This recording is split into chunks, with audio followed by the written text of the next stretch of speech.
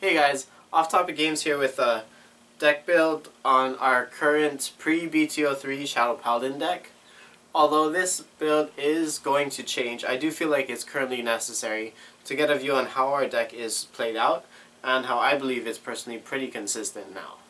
So for our starter, we run our full bow Brave, basically put in Soul, G-Break 1, Counterblast 1, search your deck for a card with blaster name, so it's pretty flexible, and usually Judge Bow is a favorite starter, but this is good because it's flexible where even if you're on the break ride, you can go into your PBA or another blaster target such as Blaster Dark Revenger or Blaster Dark Abyss, or go into just a stride fodder or a PBA as your stride fodder. So yeah, it's really nice. It's pretty consistent and pretty flexible. So for our grade 3s, we run 4 PBA, pretty standard, Counterblast 2, retire 3 Revengers, and restand. And as a surprise, but it's actually really nice to have, we run 2 Blaster Dark Diablo.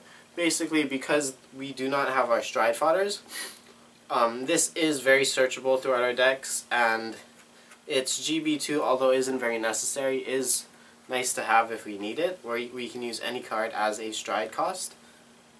And then the second effect is okay, if you stride over it, you retire. So that's nice for the Diablo plays.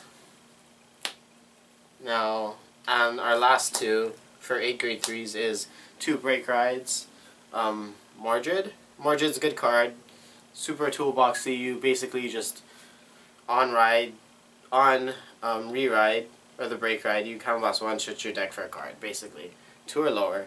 So what you can do in this situation is ride over PBA, and instead of using the break ride turn as your Legion double swing, you can actually tutor into one of your Phantom Blaster Darks, retire guy, and then stride into your Diablo as a toolbox to get the pieces you need to win that turn.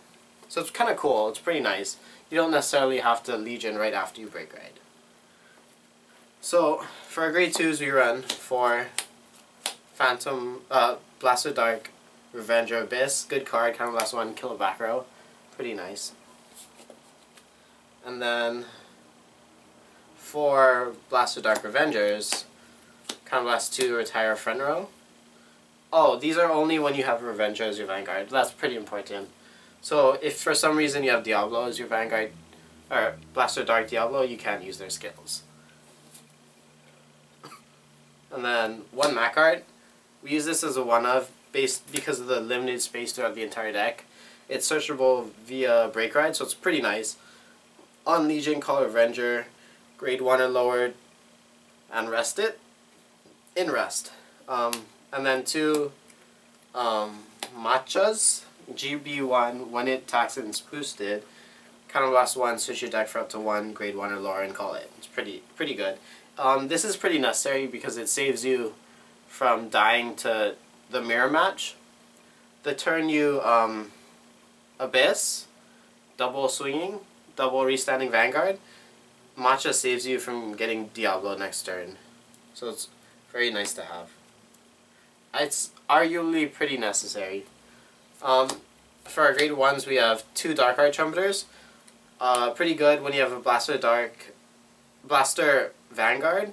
You Soul Blast 1, GB1, call a grade 1 or lower. That's not Dark Art Trumpeter. So it's super nice, you just call into whatever else you need. We run 2 Charons. This is currently a pretty important card to the deck because it searches out your Blaster Dark Diablos, which normally I use as stride fodder. So what happens is, turn 3 or 4, whenever you first get your stride, you go into Grim Recruiter, and then you use Full Bow Brave to search for another grade 3. And then if it hits, you go into Sharon, search your, show the grade 3 that you just searched for, get your Blaster Dark Diablo, add it to your hand, discard like a draw trigger.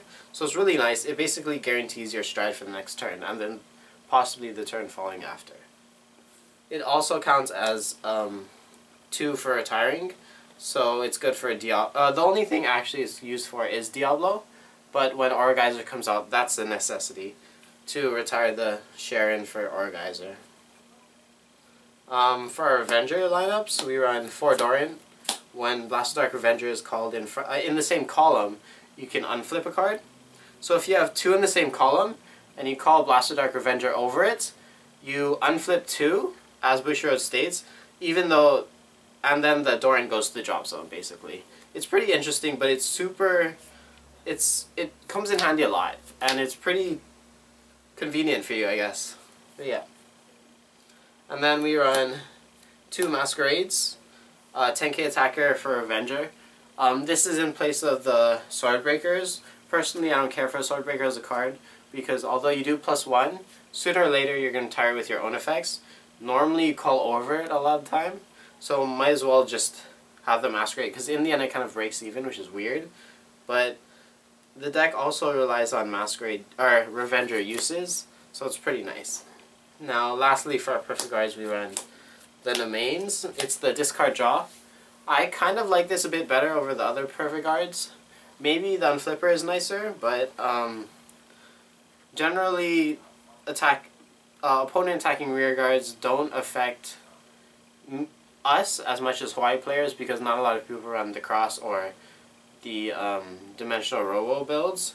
So it's pretty weird, but it's really nice because this card, you draw a card and then you discard. So what really gets me is when I need a specific card and I discard a draw as another chance to get it. So I can draw into another Perfect Guard, or if I'm placing like Mana Garmer, I get into another 10k shield and dish the cards that I can use to guard. So it's pretty nice and pretty flexible. Now as for triggers, what's interesting is run, this is standard. 4 heal triggers, pretty standard. Then we run 4 Revenger draw triggers.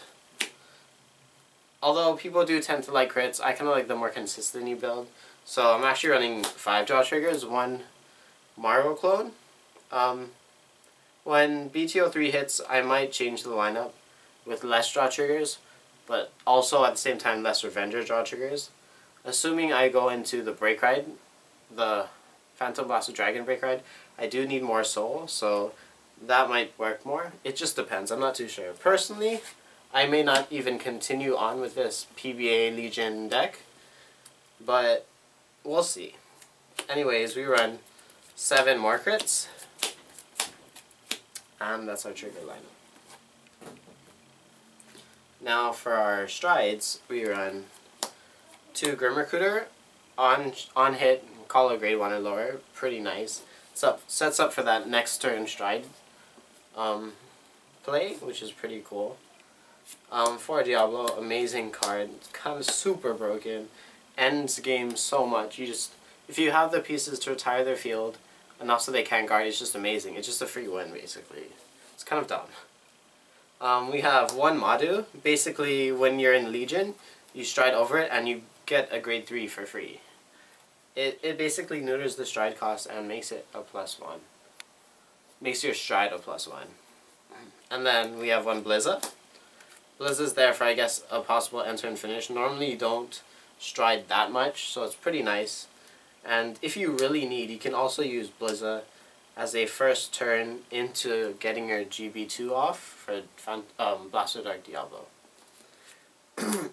In turn, when BTO3 shows up, I'm not too sure I'm going to play this deck and continue playing this deck, but I assume if I were to, the starter might change for the David, the pitch retired for +2. It gets retire cost of 2. I'm not too sure about that, so we'll see. And then the margins will probably be Phantom Blaster Dragons, the Break Ride. I do have to test that build. I've heard it may be inconsistent or kind of weird, but I do have to try it. The crits will go up and the draw triggers will go down because of the mass amounts of draws you already have in the deck with the Break Ride and Orgeyser. Orgeyser will be a 2 of, and it'll probably be in place of the Blizza and the Madhu. Now, for a grade 2 lineup that will change, these will probably change. This, although I do really like Blaster Dark Revenger, the grade 2 lineup is pretty set. It's pretty fixed, so it's kind of hard to change. This one will go out for sure. I feel like Matcha is necessary, but I'm not too sure how to change it. I do want to try the, I forgot what it's called, Tavon or something, the guard restriction when you Legion, so I assume these two will be taken out, because it's pretty nice. I heard it stacks as well, which is really cool. So those two will probably be the ones that's taken out. I'm not too sure if I'm even going to run it though. Stride fodder is super hard. It will probably be 2 Masquerades, unfortunately, and or 1 Cheren.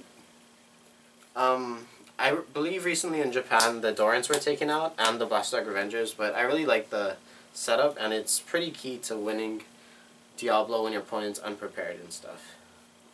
So yeah, that's the basic deck list and my thoughts on what will change in BTO3.